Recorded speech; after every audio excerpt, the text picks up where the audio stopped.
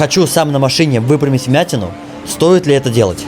Лучше этого не делать, так как после этого мастеру намного сложнее исправить вмятину. После выпрямления вмятины остаются следы на машине?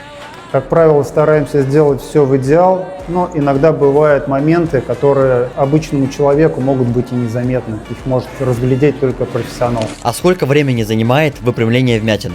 Выпрямление вмятины может занять от 10 минут до нескольких дней. Все зависит от размеров и сложности повреждения.